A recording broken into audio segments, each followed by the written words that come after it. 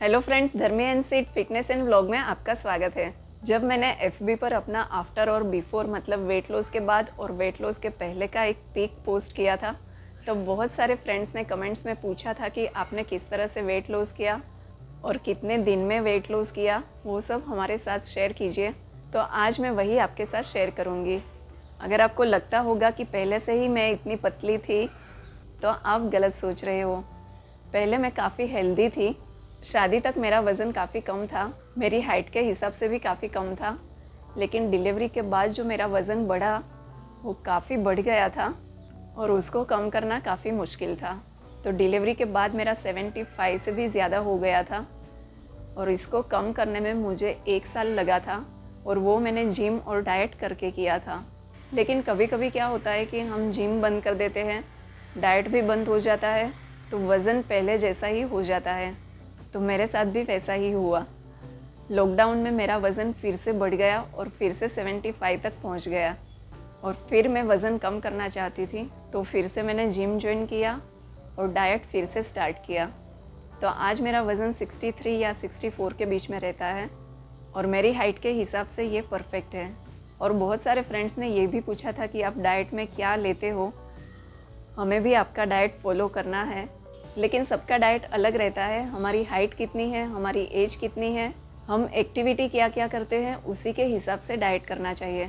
तो हम किसी और का डाइट आंख बंद करके फॉलो नहीं कर सकते। वैसे भी हम रोज़ाना खाने में चीनी, नमक, मैदा, जंक फूड, गेहूं का आटा वो सब बंद कर देंगे तो भी हमारा वज़न कम होगा। और वज़न एक बार कम तो हो जाता है, लेकिन उसको कंट्रोल करना भी बहुत ही मुश्किल है। तो इसके लिए तो मैंने पहले एक वेट मशीन ख़रीद लिया। तो हर सुबह पहले मैं वज़न चेक करती हूँ ताकि हमें पता चले कि आज हमें दिन में क्या खाना है। तो अब मेरा वज़न इतने कंट्रोल में है, तो मेरे लिए वीक में 2 दिन चीट डे होता है जिसमें मैं अपनी पसंद की सभी चीज़ें खाती हूँ और तभी मेरा वज़न कंट्रोल में रहता है। अगर मैं वीक में 7 दिन डाइट वाला खाऊंगी तो मेरा वज़न कम होते ही जाता है। तो इसलिए मैं 2 से 3 दिन चीट डे रखती हूँ ताकि वज़न कंट्रोल में रहे। तो अगर वीक में 4 दिन हमें डाइट फूड खाना पड़े तो हमें इतना भारी भी नहीं पड़ता और पता भी रहता है कि हमें 3 दिन तो अपनी पसंद का खाना ही है। और मैंने कभी भी सब छोड़ छाड़ के डाइट नहीं किया, अपनी पसंद की चीज़ें खाई भी है, लेकिन इसे कंट्रोल में रहकर खाया है।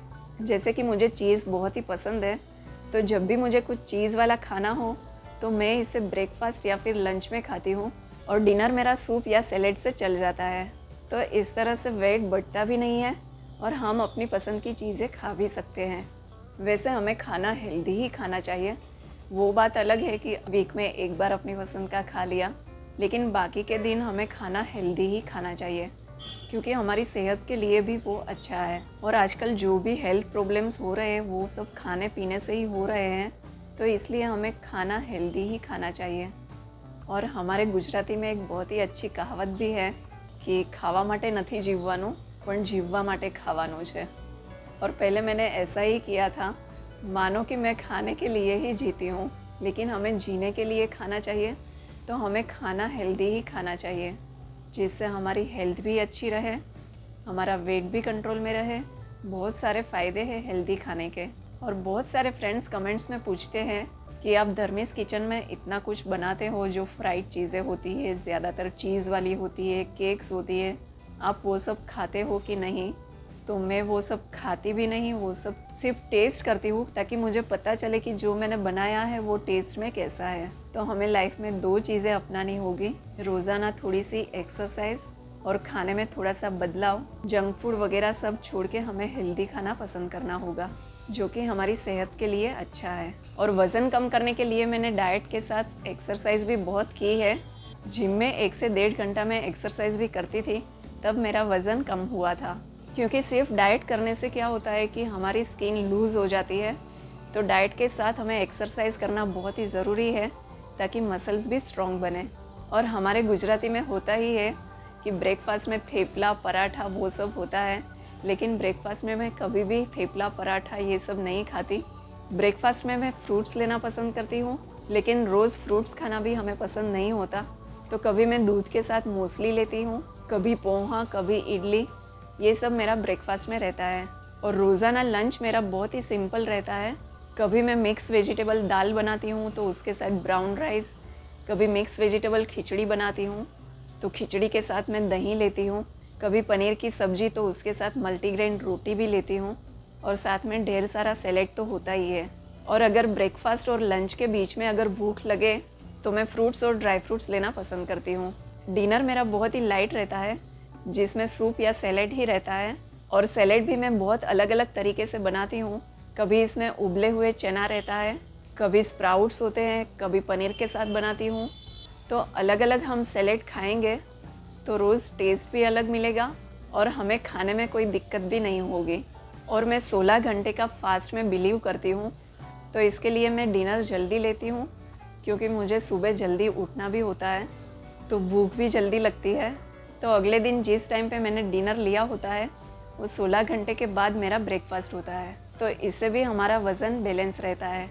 और अब तो ऐसे बहुत सारे ऐप भी है जो हमें वज़न कम करने में मदद करते हैं। तो एक ऐप है जो हेल्दीफाई मी करके है, तो वो भी मैंने डाउनलोड करके रखा है क्योंकि वो हमें बताते हैं कि हमें किस टाइम पे क्या खाना है, हमारी एज और हाइट के हिसाब से हमें कितनी कैलोरी लेनी चाहिए, वो सब वो बताते हैं। तो हमारे लिए डाइट करना बहुत ही आसान रहता है। तो आप भी अगर चाहे तो ऑनलाइन इस तरह का कोई ऐप भी डाउनलोड करके अपने हिसाब से डाइट कर सकते हो। लेकिन अगर हम रोज़ वज़न करके देखेंगे तो हमें खुद पता चल जाएगा कि कल हमने क्या खाया था तो हमारा वज़न बढ़ा, कल हमने क्या नहीं खाया था तो हमारा वज़न कम हुआ। क्योंकि हमारा वज़न रोज़ कम होता है, रोज़ बढ़ता है। तो अगर हम रोज़ वज़न चेक करेंगे तो हमें पता चल जाएगा कि हमारा वज़न किन चीज़ से बढ़ता है और हमारा वज़न क्या खाने से कम होता है। और बहुत सारे वीडियोस भी हमने अपलोड किया है जो हम घर बैठकर आसानी से एक्सरसाइज कर सकते हैं। तो बस आधा पौना घंटा हम एक्सरसाइज करेंगे और थोड़ा सा हेल्दी खाएंगे तो वज़न कम होगा ही। और वज़न कम करने का एक फ़ायदा भी है क्योंकि अब बहुत तारीफ़ करते हैं कि आपकी एज इतनी लग नहीं रही कि आप 43-44 के हो, लगता भी नहीं कि आपका बेटा इतना बड़ा है, आप बहुत ही यंग दिखते हो।